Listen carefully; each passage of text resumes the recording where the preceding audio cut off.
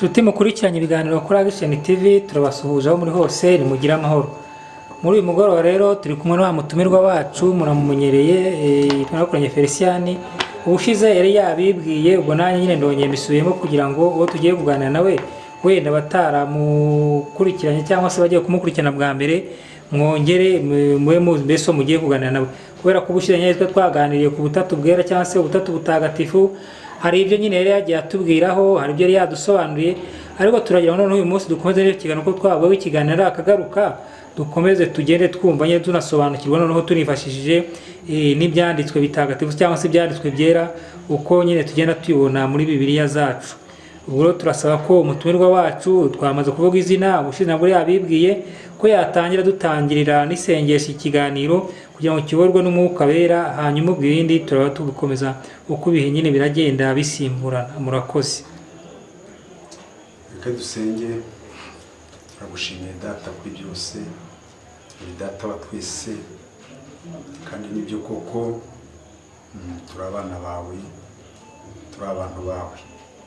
Tugushimiye byose rero, tugushimiye iminsi itambutse, tugushimiye ko uri umutangiza wa byose kandi ni wowe muremyi wa byose.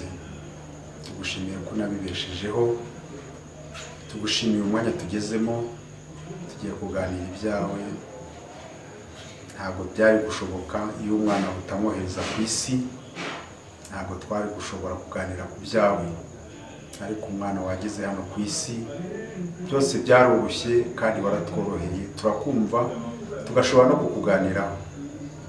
Ubu rero umuteguro tuba twateguye nk'abantu, ariko wowe ubuze icyo ugomba gukora ukurikije imitima y'abantu, ukurikije uko bimeze. Turagushimiye rero kuko Mwuka Wera niwe ukusanya ibintu byose, kandi niwe utegura n'amafunguro akayanoza, akayageza ku mitima ameze neza, akawukora byose muri byose. Tubisabye mu izina rya Yesu Kristo, amen. Amen. Ubwo rero umutumirwa wacu twatangira nyine tumubaza ubwashyize mu zgo twari twaganiriye ku butatu bwera, twari twavuzemo Imana Data, tuvugamo umwana wayo, ndetse tuvugamo na Mwuka Wera nyirizina. Ubwo twagira ngo nyine mbese dukurikije twavuze ubushize, uyu munsi murumva dukurikije Imana Nyirurema, Imana Data, tuyifashije n'ibyanditswe mu butatu butagatifu, twatangira tuvuga ko Imana mu butatu butagatifu mbese bita ubuhe mwanya. Murakoze. N'ubundi twari twavuze byinshi ubushize, ariko noneho reka twifashishe ibyanditswe byera, wenda byiyongereho gakeya kugira ngo tuba ariko tubyubaka uyu munsi. Ubwo turahera ku ijambo ry'Imana, n'ubundi n'ibyumva twasoma mu gitabo cy'Itangiriro, nibyo byiza, noneho tugahera ku ijambo ry'Imana, nibyo byiza, byaturyohera kurushaho. Igitabo cy'Itangiriro igice cya mbere umurongo wa mbere, hari amagambo tuhasanga. Igice cya mbere umurongo wa mbere rero haratubwira ngo mbere na mbere Imana yaremye ijuru n'isi. Mbere na mbere Imana yaremye ijuru n'isi. Urumva rero ko mbere na mbere Imana, urumva niyibanje abatwandikiye ibyanditswe byera, ijambo bahereho ni iyo ngiryo. Mbere na mbere Imana yaremye, ni umuremyi rero, niyo rurema. Ubundi twavuga ngo Imana ni rurema, ni umuremyi. Wenda tubishyize twigaruye kuri twebwe abantu, twayigira umuntu, noneho tukavuga tuti ni umuremyi, umuremyi w'abantu, n'ibintu. Niyo yaremye ibintu byose, ibyahise tutabonye, ibingibi turi kurebesha amaso yacu, ibitagaragara, ibigaragara, ibizaza, ni umuremyi wa byose. Uyu ni wo mwanya rero Data wa twese twamuha. Ariko n'iryo jambo ubwaryo, Data wa twese ubwaryo, urumva icyo rishatse kuvuga, wa twese. Ariko tuba twishyize mu gihande cy'abantu, Data wa twese. Ariko hano ho ni umuremyi wa byose, waremye wa byose. Umuremyi wa byose. Bivuze byose, abantu ntabwo baba barimo, n'ibindi tutareba. Niyo mpamvu tuvuga ngo hari abantu hakaba n'ibikikije abantu, kandi ibyo byose bikaba ari ibiremwa by'Imana. Ibiremwa by'Imana, natwe tukaba mu biremwa by'Imana. Ni umuremyi rero, niyo jambo umuntu niwo mwanya twaha Imana. Yaremye byose, ariko igikomeye kandi rwose gituma nyine ari Imana kandi ikaba ari yera, ni uko ibyo yaremye ibibeshejeho. Icyo ni ikintu gikomeye. Icyo ni ikintu gikomeye. Imana yaremye abantu, Imana iremye ibintu, iremye byose, ariko inabibeshaho. Ni nayo ibeshejeho ibyo bintu byose. Ni ukuvuga yarabiremye, ariko irema n'uburyo bizabaho, kandi ntidushobora kubirya ngo tubimare, ntidushobora kubirangiza. Bene ibyo nabyo twakubaka ku ijambo ry'Imana. Twareba ijambo ry'Imana riri mu Baroma, rifite icyo ritubwira. Ijambo ry'Imana riri mu Baroma, twasoma tukareba urwandiko Pawulo yandikiye Abaroma. Hari amagambo yavuze, igice cya 11 umurongo wa 36. Hari ikintu yavuze Pawulo muri uru rwandiko. Haranditswe ngo kandi byose ari we bikomokaho, akabibeshaho, akaba ari nawe tubikesha icyubahiro kibike iteka ryose. Amen. Urumva? Iryo ni ijambo rikomeye, ngo kandi byose ari we bikomokaho, akabibeshaho. Ijambo buriya rikomeye, kuko natwe turabaremye, natwe abantu, natwe buriya turarema, ariko kubeshaho bikatunanira. Ugasanga ni ikindi kintu gikomeye cyane. Dushobora no kongeraho wenda mu Baheburayo, ahangaha tukahava tukagira andi mazina dushobora kuvuga y'Imana ya data wa twese, tukagenda tuyavuga. Ariko numvaga uyu munsi twakoresha Bibiliya cyane kurutaho. Noneho turareba mu Baheburayo. Abaheburayo nabo, wanditse urwandiko rw'Abaheburayo, hari ijambo yavuze,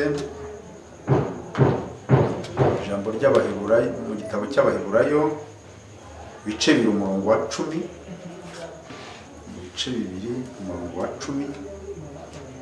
Naho hari ijambo rifite icyo ritubwira kuri ibyo bintu byitwa kubeshaho.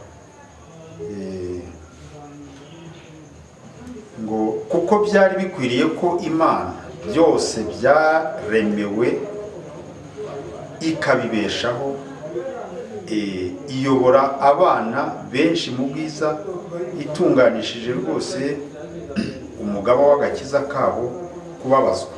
Nari ngambere ijambo rivuga ko byari bikwiriye ko Imana byose byaremewe ikabibeshaho. Iryo jambo urumva ko ari ijambo rikomeye. Ni ukuvuga ngo ibiremwa by'Imana niyo yabyiremeye, ariko nanone ikindi kirenze no kurema ni uko ariyo inabibeshejeho.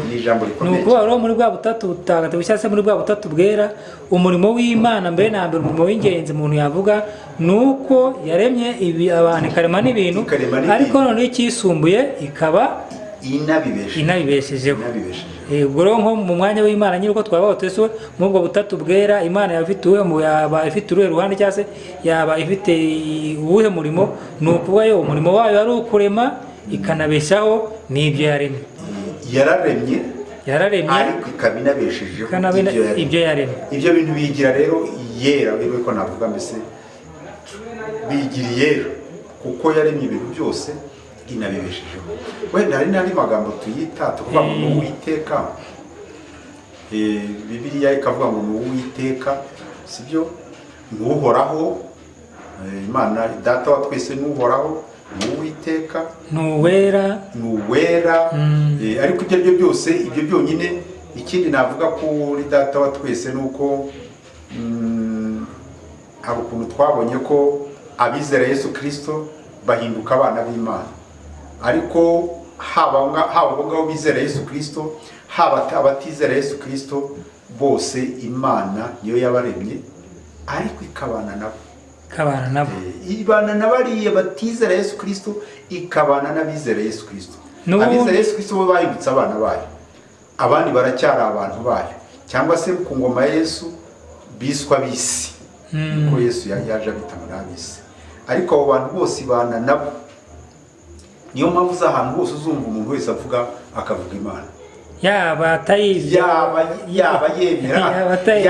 yemera ajya kumva iramutsikamye kuko ni nk'uko umwana avuga ati data nubwo baba batajya imbiza ariko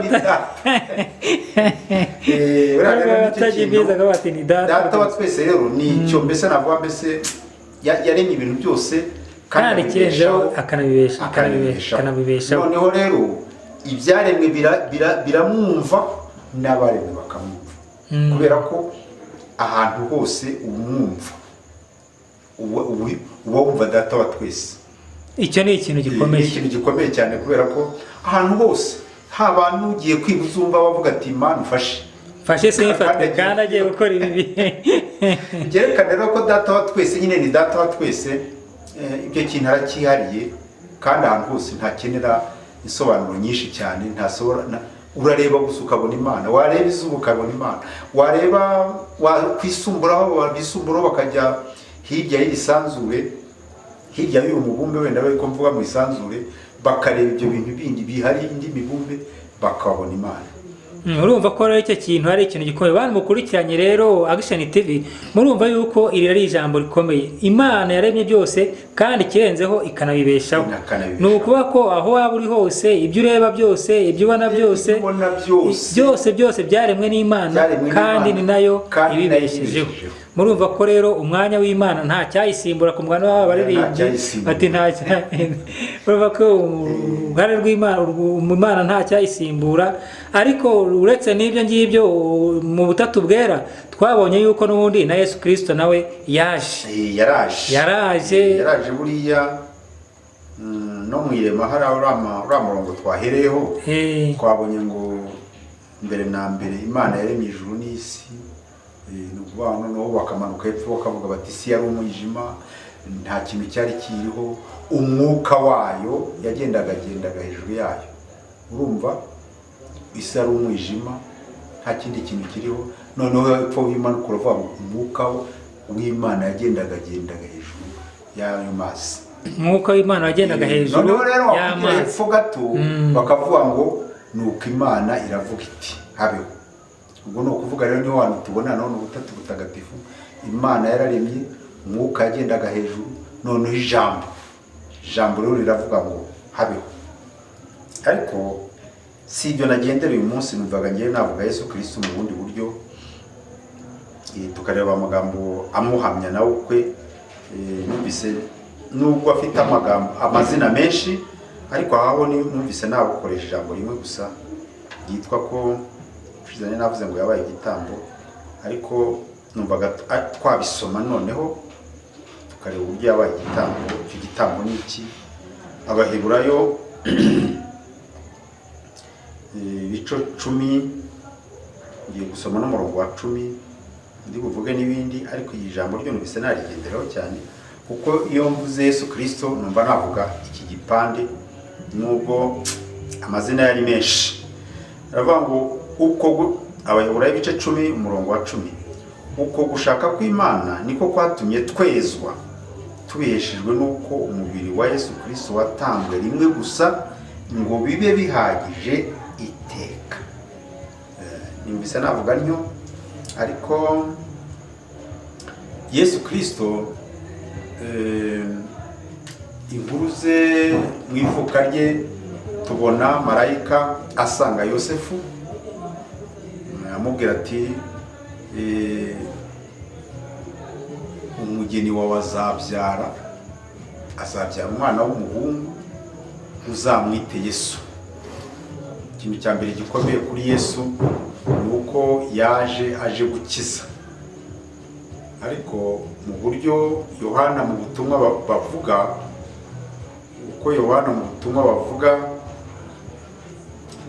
bo baravuga ngo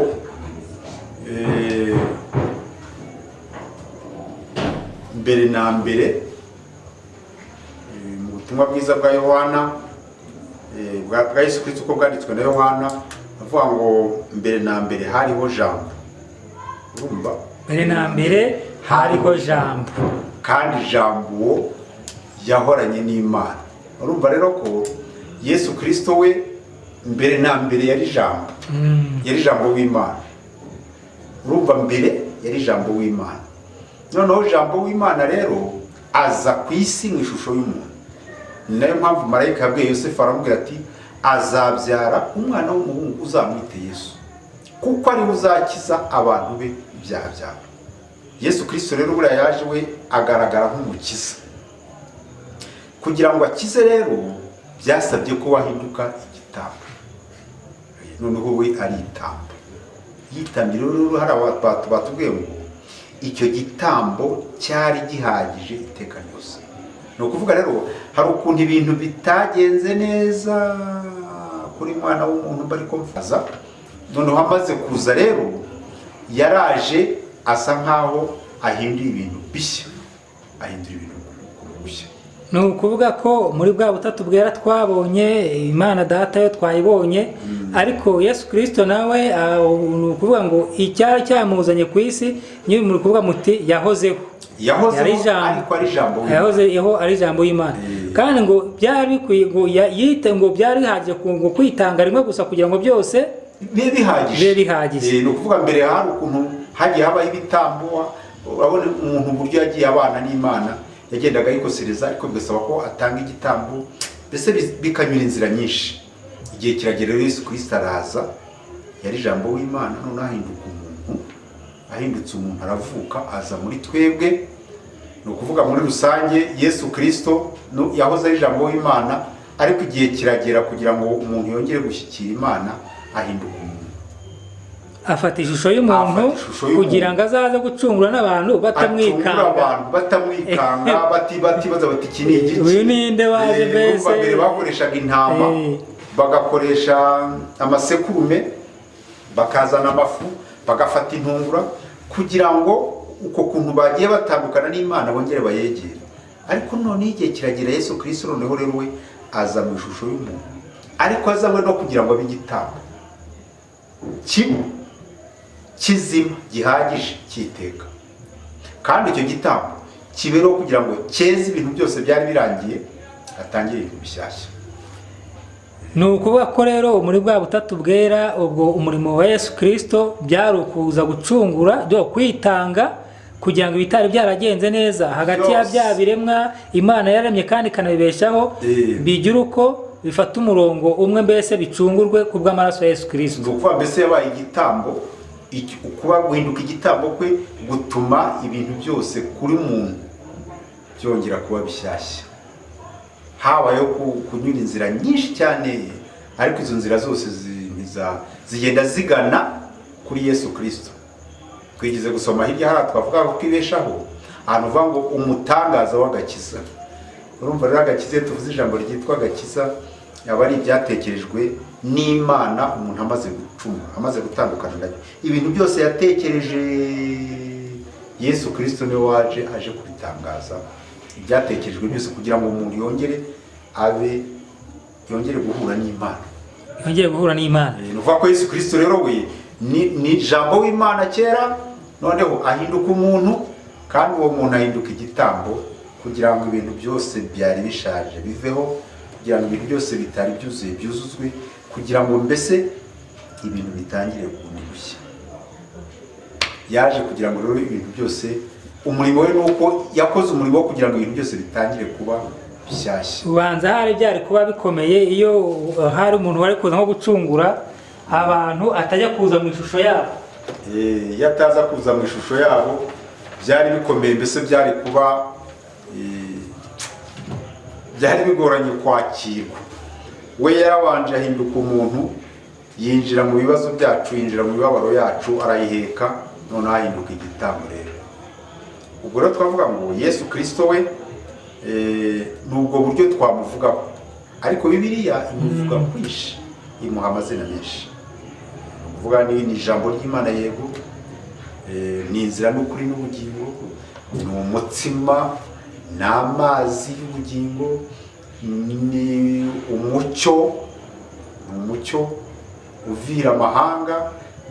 Imuvuga mu buryo bwinshi, ariko ikintu gikomeye nge natekereje kiruta ibindi byose nuko yaje akaza guhagarika gukuraho ibyari bishaje kugira ngo akomeze ibishyashya cyangwa atangize ibishyashya. Ibyo yabigezeho abanje kuba umuntu ahinduka igitambo gihagije cy'iteka. Bantu rero cyangwa se inshuti za Byinshi TV, murumva yuko umutumirwa wacu arimo arasobanura, yabaje gusobanura n'Imana twayivuze, none asobanura na Yesu Kristo ko nyine ariwe mbese yabaye igitambo kugira ngo acungure abantu mbese ibintu byose abihindure bishyashya. Ariko murazi ko mubwo gucungura abantu Yesu Kristo ubwo ntabwo n'ubundi yari akiri mu isi, ni ukuvuga ko hari nyuma yiwe nyine hari ikindi kintu nawe yagiye asigiye abantu. Hari ikintu yagiye asigiye abantu kugira ngo mbese nawe agiye gusubira nk'iwe cyangwa se mu bwami bwase nk'uko abantu babivuga. Hari icyo yasigiye abantu aricyo mbese twise Roho Mutagatifu cyangwa Umwuka Wera. Noneho rero buriya amaze kurangiza ibintu byose abitangije, ntabwo ibyo byari bihagije, ariko atereka ngendere ningerayo ndohereza Imana, cyangwa se ningerayo Imana irongera kubireka mu bundi buryo.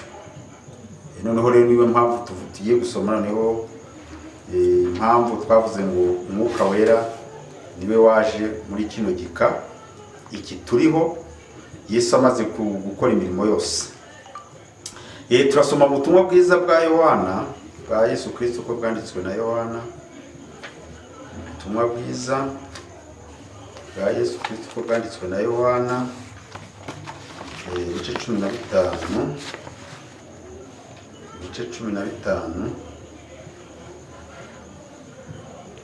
dusome turebe ibice 15 umurongo wa 26. Twumve ayo magambo icyo atubwira. Ngo haranditse ngo umufasha naza, uwo nzabohereza uva kuri Data, ari we Mwuka w'ukuri ukomoka kuri Data, azampamya. Yesu Kristo aragera ariko aravuze ati umufasha naza. Umufasha naza. Hari aho yigize kubwira abigishwa barababwira ati ikiruta nuko nagenda. Kiruta nuko nagenda. Noneho rero yaragiye agezeyo, yasize ababwira ati mugende nkuko twabibonye ubushize, ariko none hano yari yababwira ati umufasha naza. Mwuka Wera rero buriya we n'umufasha, ni Imana ariko umufasha. Mwuka Wera n'umufasha, we yaje kudufasha.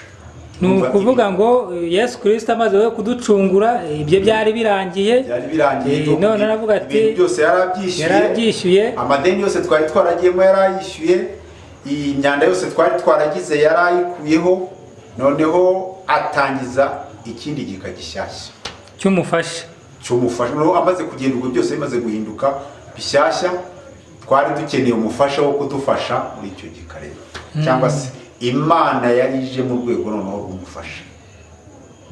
Hari Imana rurema, hari Imana yaje mu rwego rw'umuntu ihinduka igitambo kugira ngo ibintu byose ibihindure bishya, cyangwa se iriho ibintu byose ibyeze muri rusange, ibyeze mbese ibintu byose byere bitangire bushyashya. Noneho rero ubwo haza rero n'Imana noneho mu buryo bwo kudufasha muri ubu buzima bushyashya rero, muri ubu buzima bushyashya abantu baba barimo, abantu bari binjiye. Numva rero Umwuka Wera rero ni umufasha. Ni umufasha, ni ukuvuga mbese Yesu yaravuze ngo azabana natwe, ariko noneho mu buryo bw'umufasha. Ni ukuvuga mbese ni ukuvuga ushobora guhabwa ibintu, urabona turi kuri iyi si, umuntu akaza akakwitegereza akaguha ibintu byose abona ukeneye, ariko ibyo bintu ukananirwa kubikoresha. Sinzi n'ibyo mvuze byumva. Ndimo ndabyumva. Kandi ndumva n'abakurikiranye ibiganiro kuri Byinshi TV nabo barimo babyumva. Ibintu byose ukabihabwa, ariko ukananirwa kubikoresha. Mbese ukananirwa kubikoresha. Noneho rero uwo mufasha nicyo cyari kimuzanye rero no kugira ngo bya bintu wahawe rero noneho utangire gukorana nawe agufashe kugira ngo ubikoreshe. sinzi ubwo ubu rero ibyo byose abantu bakurikiranye Action TV bari kumva uko mugenda mubisobanura. Iyo muvuga muti Roho Mutagatifu cyangwa se Mwuka Wera yaraje kugira ngo abe umufasha w'abantu, ni ukuba umufasha w'abantu mu ruhe ruhare, ni ukuba umufasha w'abantu mu ruhe rwego, kubera yuko wenda hari ubufasha wenda mu mirimo yacu ya buri munsi, hari ubufasha wenda mu ivugabutumwa, hari ubufasha wenda mbese mu bintu byose mu mirimo ya muntu ya buri munsi. Roho Mutagatifu ni umufasha mu ruhe rwego kugira ngo abantu bumve neza uwo Roho Mutagatifu cyangwa se uwo Mwuka Wera uruhare we agira mu gufasha umuntu, nuru amufasha mu buhe buryo muri rusange. Bo hari abizeye Yesu Kristo bahindutse abana b'Imana, bageze mu rugo kwa data. Kwa data rero harimo ibintu byose kandi babiheshejwe nuko bizeye Yesu Kristo. Ariko ibyo bintu biri mu rugo rwa data cyangwa se ibyo bintu byo mu bwami bwa data, Umwuka Wera afasha abana b'Imana babeshwe no kwizera Yesu Kristo kugira ngo ibyo bintu babone uko babikoresha mu buhe buryo. Ni ukuvuga imirimo abizera bakora arituma babaho mu bumana. Mwuka Wera cyane cyane adufasha mu bumana. Urabona twebwe Imana yaravuze ngo tureme umuntu ase natwe. Ubwo buryo rero ntibwashobotse. Budashobotse Yesu Kristo araza igitambo kugira ngo bushoboke, noneho bushoboke. Noneho Mwuka Wera aza kudufasha kugira ngo ubwo bumana noneho tububemo, tubugumemo, tubukuriremo, tubimana noneho koko. Ni ukuvuga ngo Roho Mutagatifu cyangwa se ubutatu bwera bufasha umuntu mu bintu byerekeranye n'Imana, kugira ngo abe Imana, kugira ngo agende ayitunganiye. Noneho ubushize twabonye ko Mwuka Wera abana n'abatizera kugira ngo noneho abamurikire cyangwa se abatsinde bizere Yesu Kristo, cyangwa se abamurikire abereke icyaha cyabo, abereke ibyaha byabo. Uvuga mbese Bibiliya iravuga ngo azaza atsinda bisi, atsinda abantu, sibyo?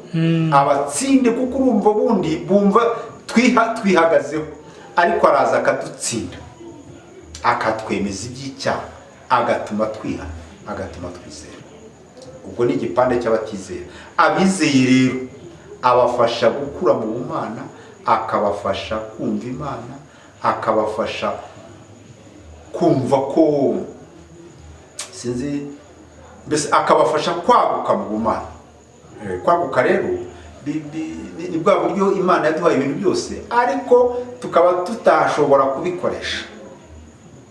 tubikoresha kugira ngo bitubesheho mu bumana. Sinzi niba ibyo mvugura byumva. Ibyo muvuga ndimo kubyumva kandi abakurikiranye araza kudufasha kugira ngo ubucuruzi bwacu bugende neza, araza kudufasha kugira ngo ubuhinzi bwacu bugende neza. Ibyo byose aho hose abana b'Imana barahari kandi barahakorera. Ubwo rero Mwuka Wera nawe nibyo abidufasha. Hari umwigisha wigeze kwigisha avuga ati abantu twese ati turi abantu tukagira na roho, atariko twebwe wenda icyo turusha abantu nuko dufite Roho Mutagatifu cyangwa se Roho Mwuka Wera utuyobora ati niyo turusha abandi bantu. Mbese we arakuyobora, akora imirimo myinshi. Yesu we yaravuze ngo naza azajya agenda yende ku byanjye, aza bibagezeho, sibyo? Azajya azamura ibyanyu abinzanire. Urumva rero akora uwo murimo wo kujya kutuzanira amakuru mashya, wo kuzamura ibyifuzo byacu abijyana ku Mana, cyangwa se wenda atunganya amasengesho yacu. Ariko navuga mbese Mwuka Wera ni umufasha, ni Imana mu buryo bwo kudufasha. Noneho Imana mu gitambo Yesu Kristo, sibyo? Noneho Imana rurema yaremye ibintu byose, sinzi niba hari twavuga ngo ubutatu rero wenda ikintu twasorezaho nuko bikwereka ko ubumana kugira ngo ubumana nuko haba ariho ubwo butatu butagatifu bwuzuzanye, cyangwa se kugira ngo mbeho hari ibyahujwe kugira ngo mbeho, kugira ngo ikintu cyose cy'igikoresho dutunze kuri isi kibeho hari ibyo duhuza, hari ibihuzwa. Noneho rero kugira ngo Imana tuvuge ubutatu butagatifu nuko hari Imana rurema, Imana mwana, Imana Roho Mutagatifu cyangwa se umwuka wera. Ni ukuvuga rero birashaka kutwereka ko hariho ubumwe cyangwa biratwigisha ubumwe. Ubutatu butagatifu uraho twigisha ubumwe kubera ko ubumwe bukorera hamwe bukuzuzanya kandi bugakora ibintu. Ni ukuvuga mbese bikuzuzanya sinzi umwana umubyeyi yigize kubaza umwana ati ngewe na mama wawe ubona tubanyeho duti, ati mbona mutegekana. Ati mbona mutegekana. Ati mbona mutegekana. Sinzi n'ahandi bavuga nzi kera nigize kuba ariko bakatwigisha igisho bati mubana mugategekana mu bumwe bwa Mutagatifu. Urumva rero Imana Data, umwana wayo, umwuka wera ni ubumana bubana bugategekana mu bumwe. Sibyo niko umuntu wenda yabisoma, ariko reka tubisome muri Yohana ibice 17 noneho turebe wenda tubari naho tunasoreza mu 22 hari ukuntu hatubwira aravuga ngo nanjye mbahaye ubwiza wampaye ngo babumwe nkuko natwe turi. Mu byanditswe bitagatifu. Byanditswe bitagatifu byari ubutumwa bwiza bwa Yohana, ubutumwa bwiza bwa Yesu Kristo kuko kanditswe na Yohana ibice 17 umurongo wa 22. Na amagambo yavugwaga na Yesu arimo gusengera abigishwa be, ariko ageze kuri uwo murongo aravuga ngo nanjye mbahaye ubwiza wampaye. Urumva Yesu nuko nawe afite uwamuhaye none nawe ahaye ababigishwa be cyangwa se ahaye abazamwizera ubwiza ngo babumwe nkuko natwe turi nkuko nabo ari umwe. Imana umwana na Roho Mutagatifu nabo na cyase umwuka wera ari umwe. Ati nanjye rero ndabahaye, nanjye mbahaye kubyo wampaye ngo babumwe nkuko natwe tugize gute turumwe. Sutira mukurikiranye ibiganiro kuri Action TV, murumva ko rwose ikiganiro kiraryoshye, ni ikiganiro cyiza, ni ikiganiro gisobanuye, ni ikiganiro kirimo gitanga kandi kigatanga nyine n'ahantu umuntu yareba ibyo bintu, kuko murumva ko ari ibintu nyine bivugwa muri Bibiliya, atari ibintu abantu baba barimo bagenda bihimbira ngo bavuga amagambo gusa. Urumva ko biranditse, Imana yaremye Yesu Kristo, Imana yakoze umurimo wayo, Yesu Kristo nawe araza, none Yesu Kristo nagiye kugenda avuga ati nanjye ndabahaye. Nuko aravuga ati reka nanjye ngende, ndetse biraba byiza. Ubushize twabonye ko yabaga burasirazuba bwo hagati, ariko umwuka wera we yaraje abana n'abizera bose ku isi hose, namwe mu bumwe kuko natwe turi umwe. Ubwo rero murumva yuko ibyo byose inshuti mukurikiranye iki kiganiro, mukamukurikiranye umutumirwa wacu, murumva ko mbere na mbere icyo duharanira cyangwa icyo duhamagarirwa ari ukubumwe. Ni ukuvuga abizera babumwe. Nta muntu uvuga ngo ngewe ngo ndunizeye niba wizera Yesu Kristo, ni ukuvuga ngo aho uri hose twagombye kuba turi umuntu umwe, nta kigomba kuducanamo ngo wenda ngo wizerera icyangombwa niba wizera Yesu Kristo nk'umwami n'umukiza wawe, twagombye twese kubumwe. Kubumwe buriya niyo ntego umuntu yavuga ku butatu, ariko burya tujye twibuka ko ari ubutatu bwera. Ubutatu bwera ni ukuvuga ubutatu butagatifu cyangwa se ubutatu bwera. Noneho rero buriya bwera ni ukuvuga ko natwe twagombye kuba abera, tugomba kuba abera kubera ko nta n'igikwiye gutuma tutababera, kubera ko Yesu Kristo yatanze igitambo cy'iteka gihoraho, ni ukuvuga mbese gihagije. Kandi ni ukuvuga rero n'imyanda yose yatugwaho, igitambo cyaratanzwe, tugomba guhora twiyeza tukababera, nkuko ubutatu nabwo ari ubwera. Tuvuga ngo ubutatu bwera cyangwa se ubumana bwera. Ikindi ni uko Imana yavuze ngo tureme umuntu ase natwe, iyo ntego ikananirana, ariko Yesu yaraje kugira ngo isohore, nawe ube Imana nibishoboka, ureme kandi ubesheho n'ibyo waremye. Sinzi niba iryo jambo ryumvise.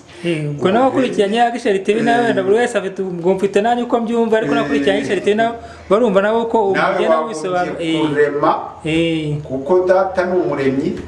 Ikindi wagombye gutanga, niba ari gutanga kwitangira, urabona Yesu yaravuga aratwitangira, ikindi wagombye no gufasha.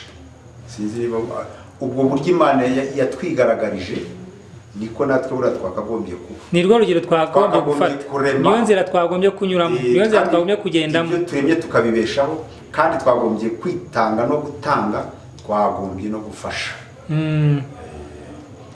Ubwo bashuti rero zacu mukurikiranye ikiganiro, twabwo ikiganiro akagaruka, twagira ngo dusaba umutumirwa wacu mbese nk'umwanzuro w'ikiganiro cy'uyu munsi muri makeya umuntu yafata iki kugira ngo mu byinshi twavuze umuntu agire kimwe cy'ingenzi wenda cyangwa se bikeya, kuko ntabwo umuntu yafata ikiganiro cyose, utuntu duke nyine tw'ingenzi twamufasha mu byose twavuze muri makeya. Ni ukuvuga iriya shusho cyangwa se iyo tuvuze ubutatu butagatifu cyangwa ubutatu bwera, tuba dushatse kuvuga ko natwe twaremwe muri ubwo buryo, mu ishusho y'ubwo buryo.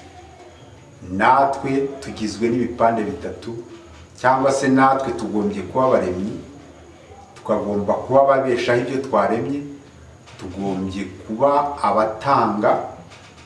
Sinzi uburyo twatanga, ariko ubwo ni ugutanga, kandi byashoboka tukitanga, kandi twagombye gufasha. Ikindi ni ubutatu bwera, twagombye kubabera mu ngeso zacu. Bibiliya ni kutubwira ngo tugombye kubabera mu ngeso zacu, tukabiheshwa nuko Yesu Kristo yabaye igitambo, noneho tugahora twera kandi twiyeza. Kera byari bigoranye kugira ngo ibintu byose twebe umuntu yezwe, byasabaga igitambo runaka, byasabaga ubundi bushobozi, ariko ubu Yesu Kristo yabaye umubiri we wabaye igitambo gihagije cy'iteka.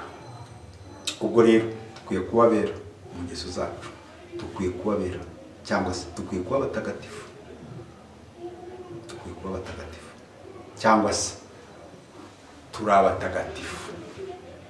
Ahubwo tugende tubizamurira agaciro, tugende tuzamura agaciro k'ibyo bintu Yesu yadukoreye, tugende tuzamura agaciro kuba twararemwe n'Imana Data, tugende tuzamura agaciro k'Umwuka Wera tubana nawe buri munsi, tugende tuzamura agaciro. Umwuka Wera no gufasha. Yesu Kristo yaraje kugira ngo byari bitunaniye biveho. Imana Data yaraturemye. Hari indi jambo wenda tutavuze ku Imana Data, nuko Daniel yavuze ngo ni umukuru nyiribihe, ni umukuru nyiribihe. No kuvuga yararemye, arangije agena n'ibihe uko bizagenda bisimbura. Shutira mukurikiranye ibiganiro kuri Action TV, murumva ko ikiganiro twababwiye ko ikiganiro ari akagaruka. Uyu munsi nyine twari twakomereje n'ubundi ku butatu butagatifu cyangwa se ubutatu bwera. Mwagiye mukurikira, mwumvisha uko umutumirwa wacu yagiye asobanura ibyo rero byose. N'ubutaha tuzangira dukomeza iki kiganiro, twababwiye yuko tuzakomeza kwiziye tuzagereza nyine aho ibihe Uwiteka nyiribihe azadushoboza kugarukira. Icyo twabasana namwe nuko mwajya mutanga amakomanteri, mukatwandikira, mukatubwira icyo umuntu yakongeramo, mukatubwira mbese uko mubona ikiganiro kiba cyagenze, mbese mukadutera n'imbaraga kugira ngo umutumirwa wacu ajye abona uko nyine aza gukora ikiganiro cyangwa kutubwiriza ubutumwa bwiza, nk'uko nyine ari ubutumwa bwiza busomwa mu byanditswe bitagatifu, afite nawe mbese icyo abantu bamuvuzeho byamutera imbaraga, byamufasha, byamunezeza. Icyo tubashishikariza rero nuko nyine mwese mukurikira iki kiganiro mwajya mushyira amakomenti kugira ngo umutumirwa wacu nyine mbese afate imbaraga, yongererwe ubuntu na Roho Mutagatifu umuyoboye, agirirwe mbese ubuntu mu byo akora byose. Twagira ngo rero dusaba umutumirwa wacu nyine ngo twatangiye adusengera, n'ubundi twongere twiragize Imana nyiribihe, hanyuma ubwo tuzasubira uko nyine Uwiteka azagenda adushoboza. Dusenge. Turagushimira Data wa twese, ntabwo amagambo gusobanura yashoboka, ariko Umwuka wawe Wera abana natwe iminsi yose, afite uburyo atunganya imbibi imirima cyangwa se atunganya imitima y'abatuye ku isi, kandi afite n'uburyo imbuto zirimo azimeza akanazikuza. Twebwe rero twavuze gutya kuko twateguye, ariko wowe ni wowe uzi uburyo imbuto y'ijambo ryawe yagira umumaro mu mitima y'abakurikiye. Turagushimiye kuko ibyawe iyo tubigezemo, iyo tubirimo niho byaguka muri twebwe. Iyo tubivuze, iyo tubiteze amatwi niho twaguka muri wowe. Byose ni wowe, byose ni wowe bitangije. Turagushimiye kuko utahindutse, uracyari uko nguko. Ibyo bituma uhora uri uwera, ibyo bihora bituma uhora uri nyir'ubutagatifu, nuko udahinduka, nuko utigeze uhinduka. Twe rero ni ibingibi tuvuze, ni n'ibingibi dusabye, tunyujije mu izina ry'umwana wa Yesu Kristo. Amen. Amen. Shuti mukurikiranye ibiganiro kuri Byinshi TV, twongeye kubifuriza nyine impagarike n'ubugingo, ubwo naho ubutaha.